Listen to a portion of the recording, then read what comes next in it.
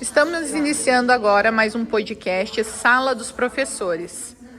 Tema de hoje, pode falar, professora Giane? Recursos pedagógicos. Recursos pedagógicos. Olá, tudo bem, professores? Vamos começar o nosso assunto de hoje. Pensem aí. O que pode ser feito para que os estudantes se sintam mais motivados e fiquem focados na sala de aula por mais tempo? Quem vai começar? Eu acho que é muito importante você trazer diferentes materiais para eles. Como, por exemplo, o material dourado, né, gente? Um dia nós estávamos na sala e daí eu tive a ideia de trazer o material dourado. Aí a Ângela falou, não, cara. Aí eu falei, não, vai dar muita bagunça. Mas daí a Ângela falou, não, a gente traz, vamos trazer, eles vão conhecer, né? Nossa, eles falaram que foi a melhor aula. E a gente recorta papel, monta, usar diferentes recursos, gente. Não só o caderno, não só a sala de aula. Atividade recortada. De expor às vezes em tripla. Atividades, então, que envolvam as crianças, que eles possam ter interesse, né, de participar da aula. O que mais? Atingindo aquelas crianças com dificuldade, né? Porque nós temos muitas crianças hoje com laudos e dificuldades, limitações, que quando você traz um material manipulável assim mais acessível, e o que aparentemente assim é uma coisa que é velha, ela pode se tornar algo novo para eles, né? E bem interessante. Nossa, porque o material, o dia que a gente trabalhou com o material dourado, tem criança que não consegue fazer, mas ali pegando, né, conseguia ver 10, Aqui cabe 10, esse cabe 10. E o que vocês acham que para a gente otimizar o tempo, né, para aproveitar melhor o tempo, o que seria viável colocar no nosso cronograma diário, assim, para poder fazer o uso melhor do tempo, digamos assim, né? Vai ter que ter o planejamento dessas aulas, dessas atividades, que recurso você vai usar, que jogo você vai preparar, se a criança vai participar, se você vai levar pronto, se vai ter a intervenção de alguém, se você vai Bom planejamento, né? Alguém junto, porque as crianças precisam estar calmas e organizadas. Não adianta chegar com material diversificado no momento que elas estão fora do controle, como o caso hoje. Hoje não daria para trabalhar com eles com alfabeto móvel, porque seria alfabeto móvel para tudo que é lado, menos para o objetivo da atividade. Então, não adianta ter um cronograma fechado, totalmente apegado no relógio, sem pensar nos imprevistos que pode acontecer em sala de aula. Uma criança machucar, alguma coisa de recreio. Tá tudo lindo, maravilhoso, tudo planejado. Mas a gente também tem que levar em consideração os imprevistos, as situações do dia a dia, com a criança se machucar. Você tem que deixar alguém no seu lugar para você atender essa criança, porque foi grave, você tem que chamar a família porque está passando mal.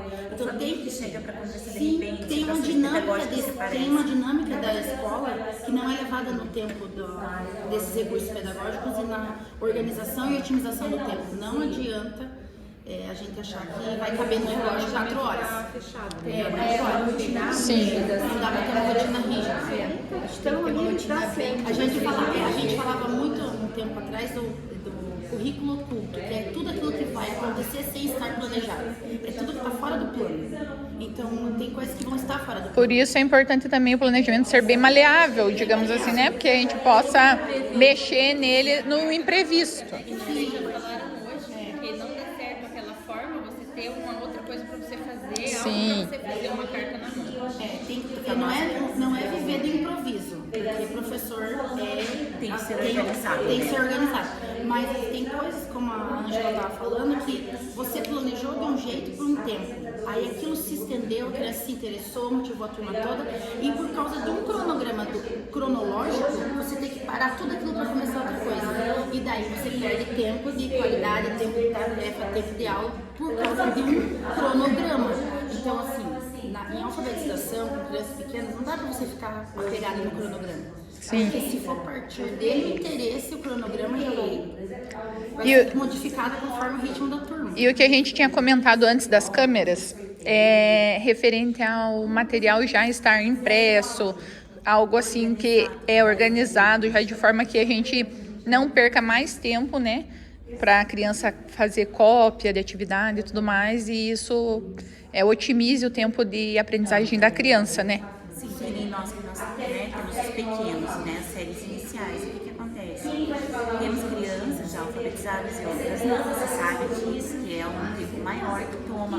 Então, assim, quando você traz uma atividade impressa já recortada, né, você está otimizando o tempo.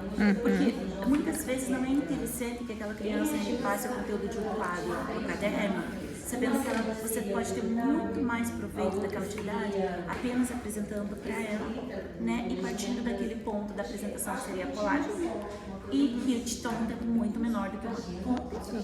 Sim, até porque a criança na escola que tem as áreas, né, que no integral também que tem o ampliado, ou no regular que tem a área, né, de arte, por exemplo, ele vai trabalhar o recorte mais nessa aula, por exemplo, né?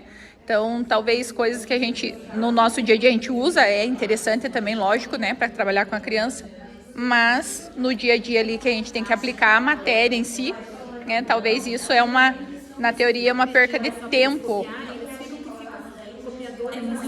É importante, mas como eu disse, desde que seja otimizar, desde que seja bem planejado, né, algo, se for para trabalhar um recorte, uma coordenação. O que acontece com a cópia é o que acontecia há uns anos atrás. Você tinha uma turma com o caderno organizado, tudo lindo, maravilhoso, mas você ia a fundo, era uma turma de copistas. Só sabiam copiar.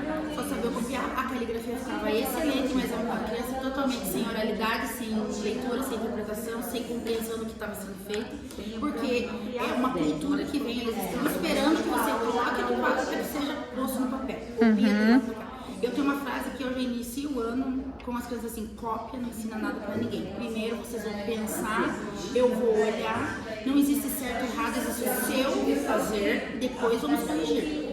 Para que a criança pelo menos se disponha a fazer, que seja desafiada pelo menos a tentar fazer. Sim. E eu percebo que depois que começou esse ritmo, você trazer pronto, como se fosse uma apostila, um material impresso, a criança está preocupada em ler, interpretar. O registro é a última etapa. E antigamente a gente se preocupava com o registro. Sendo que primeiro e segundo ano é oralidade, leitura e por último a escrita. Está no inverso. Escrita, leitura e oralidade. Por quê? Porque você descartar a oralidade, você vai ter que lidar com a conversa. Com todo aquele tumulto de criança falando junto com você, interrompendo. Então, para que eu otimize o tempo de tarefa, as atividades têm que vir prontas. Desde esse momento de recortar. Exatamente, que seja planejado isso, né? Sim. Então, legal, meninas. Hoje, então, a gente está encerrando aqui o nosso podcast. Obrigada pela participação mais uma vez. A gente volta na semana que vem, então, com mais informações de uma equipe pedagógica aqui, são professoras exemplares. Obrigada. Boa noite.